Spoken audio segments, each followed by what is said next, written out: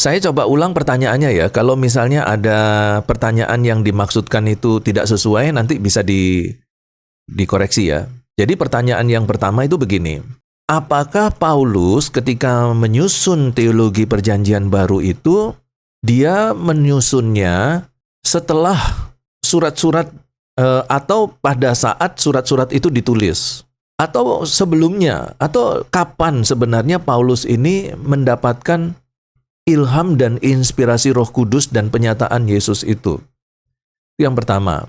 Yang kedua, masih sama sebenarnya, cuman ini berkenaan dengan pernyataan dari Petrus bahwa tulisan-tulisan Paulus ini disejajarkan dengan grafai ya, itu tulisan-tulisan lain. Yang dimaksudkan tulisan-tulisan lain ini adalah naskah-naskah kitab suci sebenarnya, yang sudah nanti pada abad yang ketiga itu terkanonisasi sebagai kitab suci orang Kristen.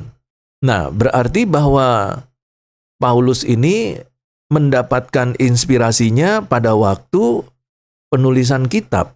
Jadi sebenarnya kapan Paulus ini mendapatkan inspirasi tadi, gitu kan?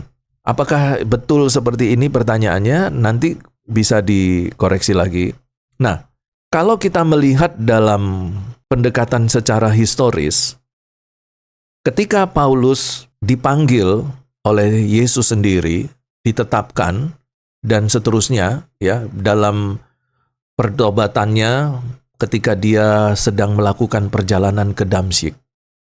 Nah, harus kita pahami bahwa konsep-konsep teologi yang ada di dalam diri Paulus itu tidak serta-merta langsung muncul pada waktu Tuhan menyatakan diri. Kapan Tuhan menyatakan diri? Karena itu tertulis di dalam Galatia. Apakah Tuhan menyatakan diri itu saat surat Galatia ditulis? Tidak harus. Ya. Bisa saja Tuhan menyatakan diri jauh sebelum itu. Tetapi Paulus kemudian menceritakan kembali pada waktu Paulus menulis surat kepada Galatia. Jadi waktu Tuhan menyatakan diri, bukan berarti di saat yang sama Paulus menulis kepada Galatia. Tidak harus seperti itu. Ya, tetapi penyataan Tuhan itu, Tuhan Yesus itu jauh terjadi sebelumnya. Ya, beberapa tahun sebelumnya. Sekitar belasan tahun juga bisa terjadi karena ada masa berdiam dirinya Paulus itu antara 3 sampai 17 tahun tadi ya, kita sudah singgung. Nah, bisa sebelum itu. Tetapi ketika Paulus menulis surat di Galatia, Paulus menceritakan kembali gitu ya, bahwa semua yang ia dapatkan, yang dia sampaikan kepada jemaat di Galatia itu bukan Injil manusia, ya, bukan atas interpretasi penafsiran pribadi, ya, tetapi ini penyataan Allah dan seterusnya sudah kita bahas. Nah, jadi di sini kita lihat bahwa Paulus dia memiliki konsep teologi perjanjian baru yang luar biasa ini, itu bukan semata-mata atau bukan serta-merta muncul pada waktu penyataan Tuhan Yesus. Sebelum-sebelumnya itu Paulus sudah memiliki satu bekal teologi yang luar biasa. Di satu sisi dia ini orang yang memiliki IQ yang luar biasa, sangat tinggi IQ-nya, termasuk seorang yang bukan saja pandai tapi brilliant. Dia juga belajar dari sekolah-sekolah Yahudi, ya, mulai dari sekolah yang paling dasar, pada waktu dia remaja, pada waktu dia pemuda, sampai pada tingkatan dia menjadi murid Gamaliel. Di sini dia belajar terus kitab suci, belajar Taurat, belajar teologi perjanjian lama. Sebagai seorang yang berada dalam satu komunitas Farisi, termasuk juga calon rabi. Nah, dalam konteks situasi kehidupan teologi yang seperti ini, Paulus terus belajar terus. Ya, bahkan teologi Paulus ini bukan teologi kaleng-kaleng ya, karena dia ini murid dari Gamaliel. Ini teologinya ini setara dengan profesor doktor teologi. Nah, dalam situasi kondisi yang seperti ini, Paulus dipanggil. Dengan kemampuan teologi yang luar biasa, Paulus dipanggil, dipilih, ditetapkan oleh Yesus, plus Paulus mendapatkan penyataan dari Yesus. Jadi Paulus ini mendapatkan penyataan dari Yesus. Jadi ini sudah komplit, ya. Teologinya Paulus ini komplit. Setelah Paulus mendapatkan penyataan dari Yesus, Paulus kemudian berdiam diri kurang lebih 3 sampai 17 tahun. Ya, selama apa kepastiannya kita nggak bisa pastikan, tapi cukup lama, ya.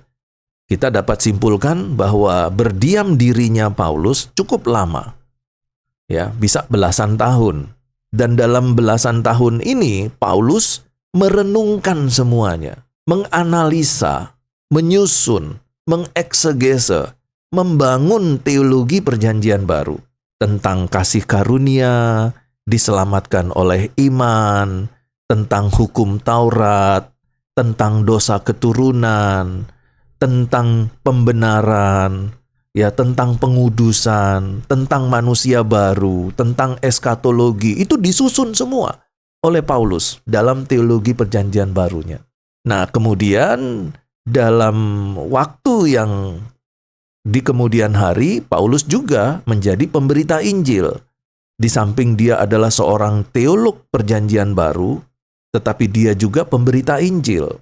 Dia juga kemudian menyampaikan Injil ke gereja-gereja di luar Yerusalem, ya, kepada jemaat-jemaat non-Yahudi. Nah, pada waktu dia memberitakan Injil, mendirikan gereja-gereja, Paulus menyampaikan semua teologinya secara langsung. Dan untuk jemaat-jemaat yang berada di tempat yang jauh, Paulus menyampaikannya melalui surat. Jadi teologi yang dibangun oleh Paulus ini sudah lama terbentuk.